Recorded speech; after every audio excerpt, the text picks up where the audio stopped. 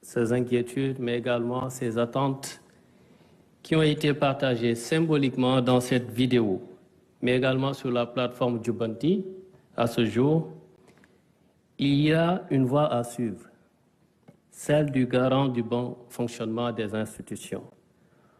Nous invitons très respectueusement Son Excellence, Monsieur le Président de la République, à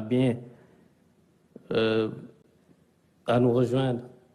pour prononcer son discours d'ouverture. Monsieur le Président.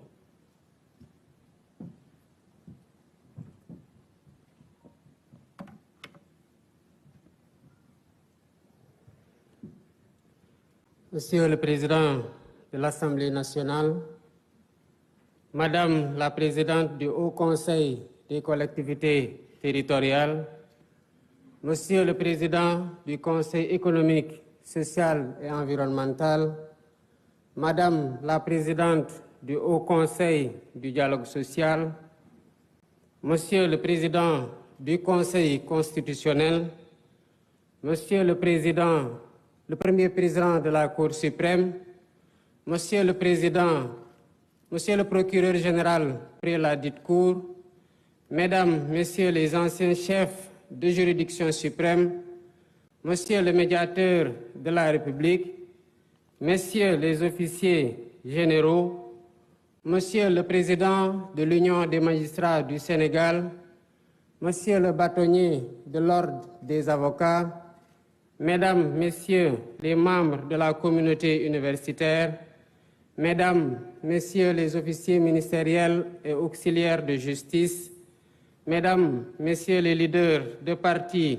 coalitions de partis politiques et candidats à la dernière élection présidentielle,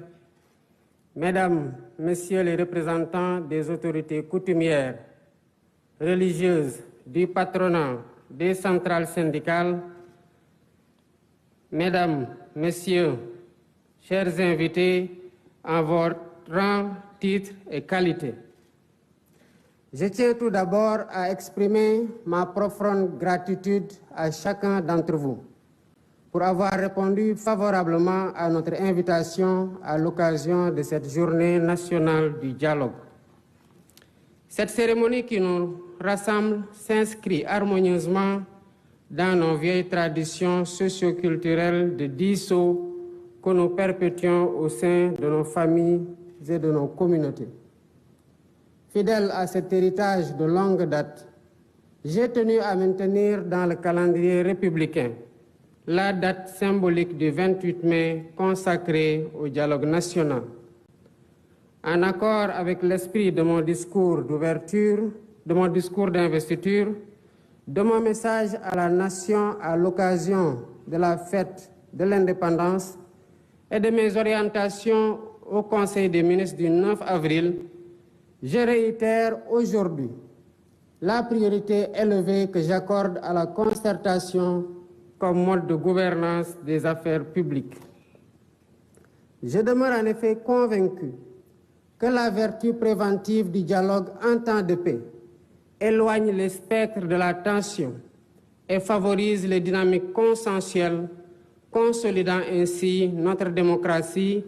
et assurant la stabilité indispensable au développement économique et social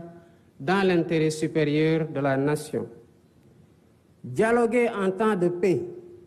en partageant la part d'humanité qui existe en chacun de nous, est un examen à l'aune duquel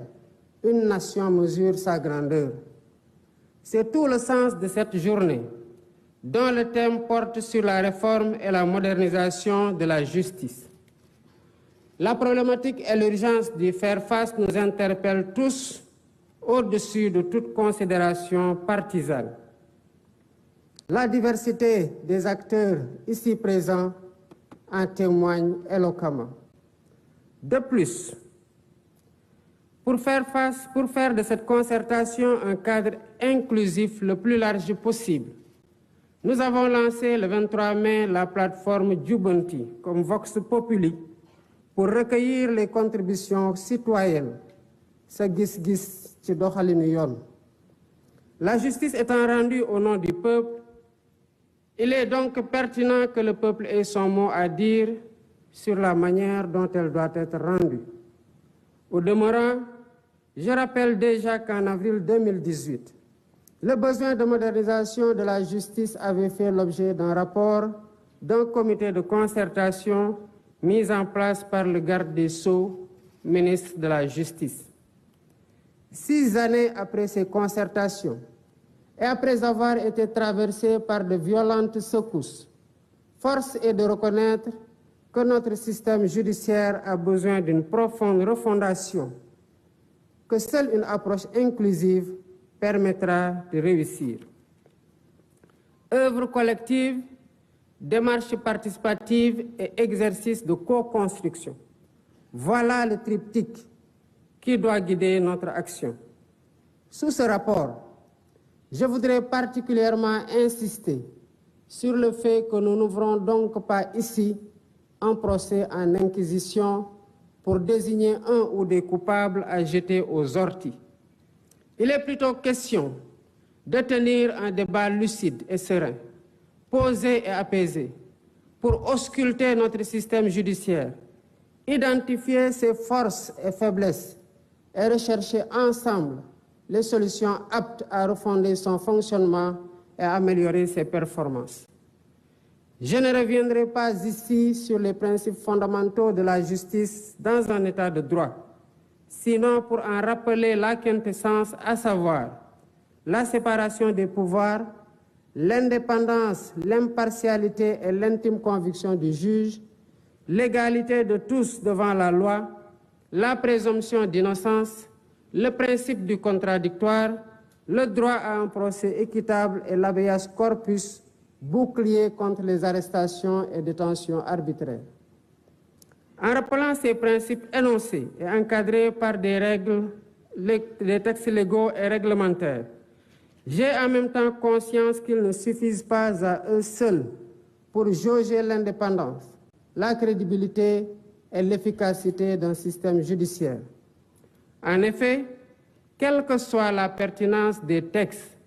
c'est d'abord et surtout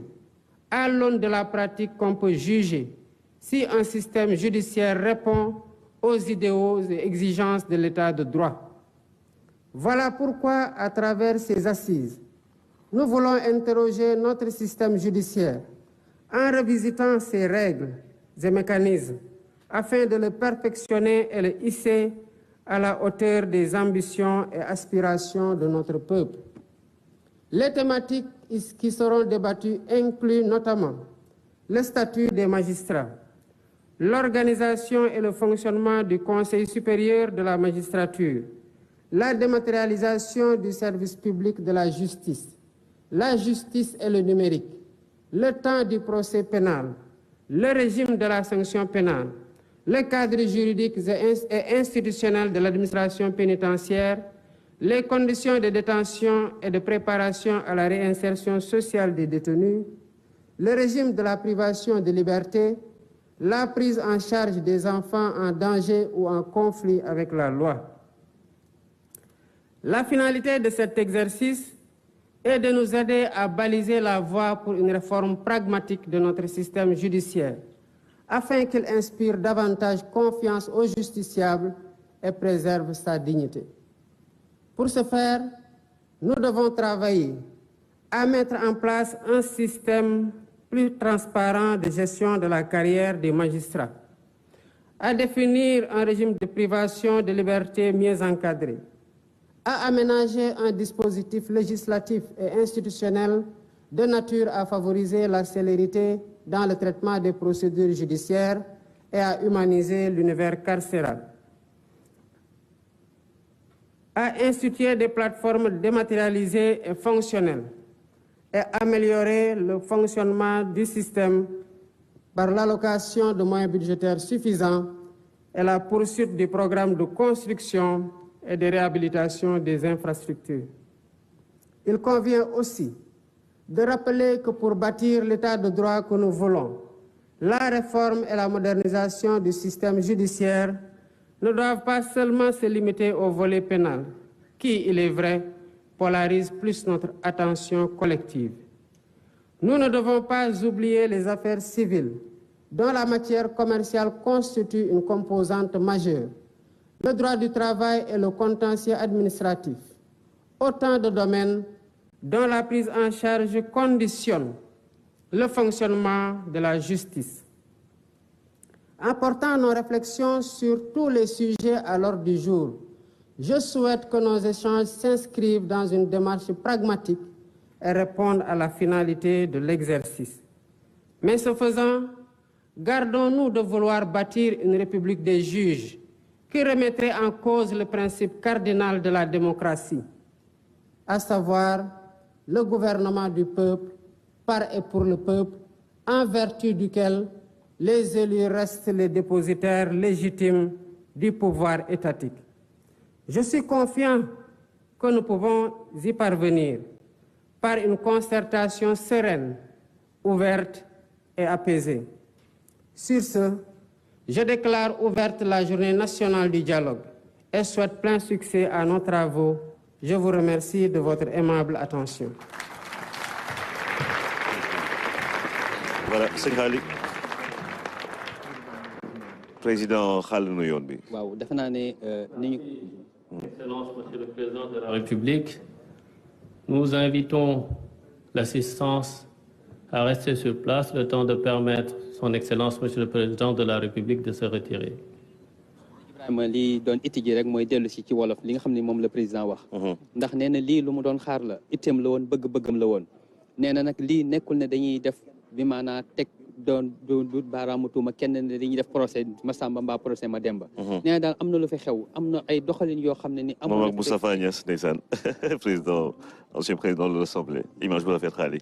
nee na moom njiitu réew mi am na loo xam ne doon nañ ko fi gis te ndéem dañu bëgg nag mbir mi am soo jox jéego yoo xam ne da koy jox muy dem ca kanam fokk itam ñu bàyyi xel sukkandiku ci loolu nga xam ne nii moom moo fi xewoon la fi xewoon nag nee na du am solo mbaa du doon itte ngir ñuy ñëw naan diw moo defoon li Massamba moo defoon li mbaa moo defoon laa ndax ku nekk xam nga la nga def ku nekk itam boo wéetee ak sa gànnaay itam li nga xam ne nii moom moo fi nekk waaye li am solo daal mooy lii doon na loo xam ne ni dafa indi baatu diisoo ndax nee na diisoo ak waxtaan ak sottante xalaat boo ko keppaar nee na ci la am réew di doxee ci la ñuy tabax am réew. suñu cosaan la. nee na loolu suñu cosaan la. nee na waxtaan yi nga xam ne nii nag moom moo doon waxtaan yi dafa bokk ci loo xam ne nii bu ñuy wax wàllu yoon ak dafa doon ay kenn yoo xam ne nii moom mooy doxal ak.